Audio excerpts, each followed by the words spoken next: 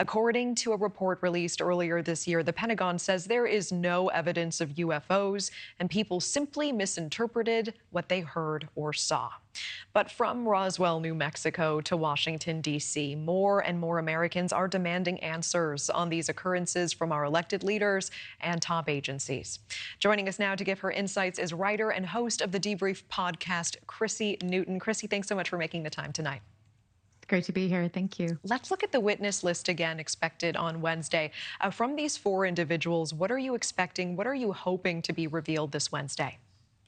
Well, I'm looking forward to hearing from retired Rear Admiral Tim Gallaudet. We haven't heard much about USOs, unidentified submergible objects. So I'm excited to hear from him. Last year, we did hear from the recent hearing that happened. Sean Kirkpatrick, the former head of Aero, did say that there was no credible evidence of USOs. So I think we're going to hear very different from Tim. Interesting. We'll be watching for that. And I know one witness, Luis Elizondo, who spoke exclusively with NewsNation. Let's listen to what he had to say on what is released to the public. There's 3 categories of information. There are things that we know. There's things that we think we know based upon what we know. And then there's things that we don't know, right? So what we know, what we believe, and then what we don't know. What we know is that it's not us, okay? Us humans.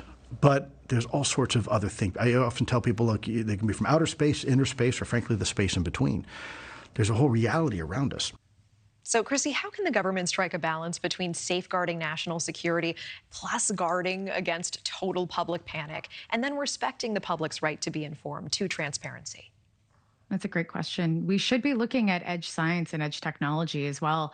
It's something that we don't really have a conversation with. We do within the science communities, but it's a very hard conversation to have with defense. So it's something that we should probably lean into. And I'm hoping that is one of the conversations that they do have. There's also looking at NASA. You know, we do have Mike Gold, who's formerly from NASA, that will be speaking and testifying, which is really exciting for the fact that we haven't heard anything from NASA since the recent research report that came out. So I'm looking forward to hearing what Mike Gold has to say, and hopefully that will shed some light on maybe some safeguarding within our own defense systems, but maybe even within space as well. And President-elect Trump, meanwhile, has made comments in the past that he knows things about UFOs.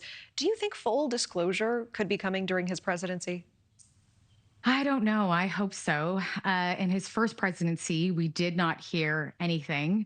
So from that, I'm not sure. You know, I hope he keeps his promise and does do that, but we'll find out in the next 4 years to come. The Pentagon report on UAPs released earlier this year, claiming that there is no evidence the U.S. reverse-engineered alien spacecraft and rebuted claims, that Washington is hiding off-world technology or any extraterrestrial biological material, for that matter. Many Americans have questioned these claims. Why do you think that is? What is the compelling evidence that you see? Well, there's lots of evidence for UAP, but for these programs, we know that there's been tons of American past programs that were researching UFOs. We know of obviously Project Blue Book and so many of them.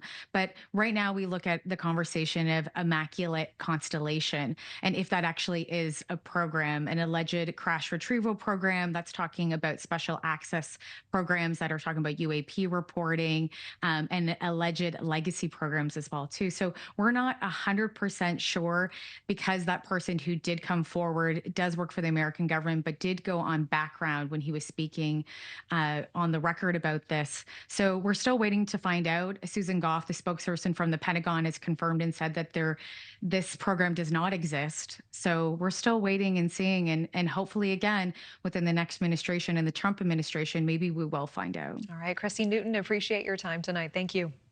Thank you.